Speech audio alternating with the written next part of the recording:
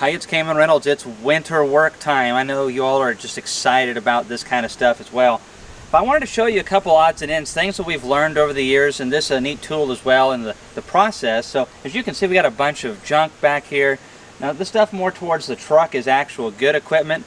Of course, stick the junk on the back, we can get it off and throw it away, sort through, whatever we need to do. Some of it is just foundations that didn't get drawn. Some of it's old boxes that we pulled off of hives that we replaced with new wax dip boxes.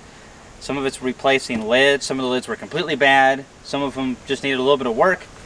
So check this out. So some of you may know what a Vantech is. It's used for flooring in houses, and it's really good for that. But I think they make a lesser product than they used to, and there's different grades. Look at how it's just falling apart though. We didn't seal it properly. This is, I think, 5 years old, 6 years, somewhere in that time frame. And we're just not getting the life out of it that we would like to. Look at this one underneath. They say that a Vantech won't rot or do this kind of stuff. Yeah. Maybe it's not rotting per se, but it's definitely delaminating. And you know, I had the paint on top, so it wasn't UV. I know for a fact that water was getting down into this wood, leaking to the bees, but we took a sprayer and we sprayed it instead of rolling it. I've heard beekeepers who have rolled at Vantech have better luck with it. This over here is some wax dipped at Vantech, and it's 2 years old. You know, look at the bottom here. That looks really nice. You can see where the bees have kind of propolized it up a little bit, but it's nice and dry. It's not heavy. Those were significantly heavier than they should have been due to all the water that was soaked up into them. You can see on top where it's peeling back a little bit. I don't know if that's just a little bit of the top layer due to UV, or maybe when we wax dipped it, it made the top layer a little weaker due to the heat. I haven't noticed any soaking in of the material, water soaking into the Vantech. We'll see how that goes. That's why we've been transitioning over to CDX lids, because I'm not seeing the delamination issues. However, you can make these lids for like $4 each. We'd like to see 10 years out of them or more, but you know, we're still experimenting with that just a little bit. We're trying to find what's you know, fairly reasonably priced. Another problem with the Vantech lid is they're pretty heavy even when they are completely dry.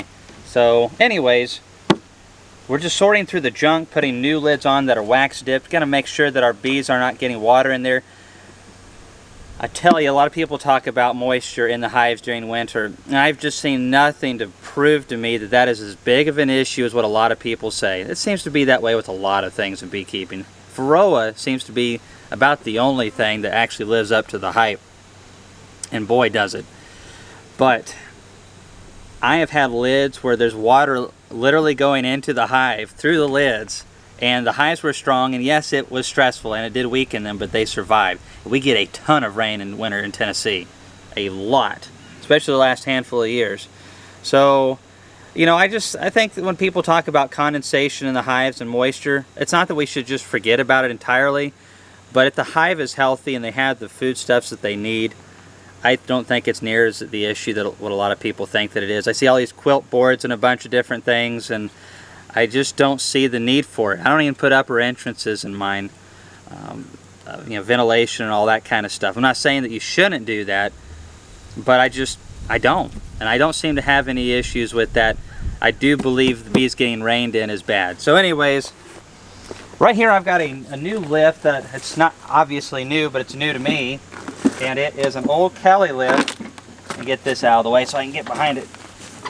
I really like the dual tires on both sides. This one's running a little bit low. I've got to patch it.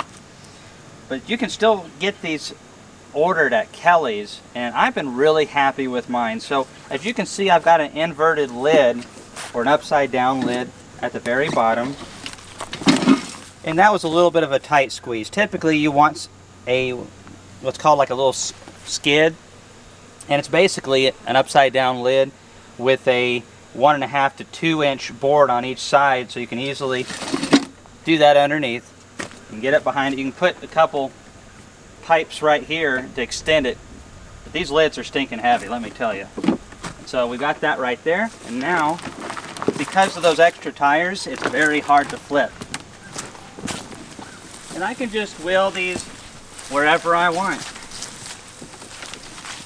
Now, it works best on concrete, just like everything else does. We don't have any level ground around here. And again, these lids are extremely heavy. So if you had like 4 or 5 boxes, it would not be bad at all. Look how the lids are leaning over on me. We got like a little bit of a hill here. You can see we've got some equipment over there. You can see the bees flying. It's about low 70, 72, 73. Need a weed eat.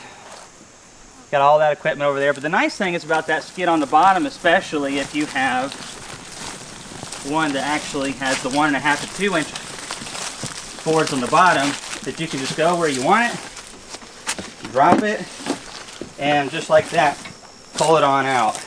And now you have your stack, and whenever you want it, obviously you just go up underneath it and pick it on up. So it's really handy. They're like $215. Now if I was to try to pick up those lids right there, it's not happening. Those things are stinking heavy.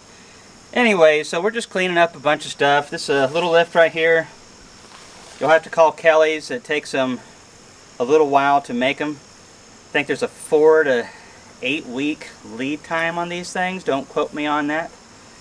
But they will make them for you, and I think they're really handy, especially in the extraction room or something like that.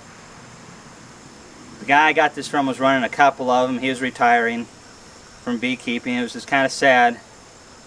80-something years old.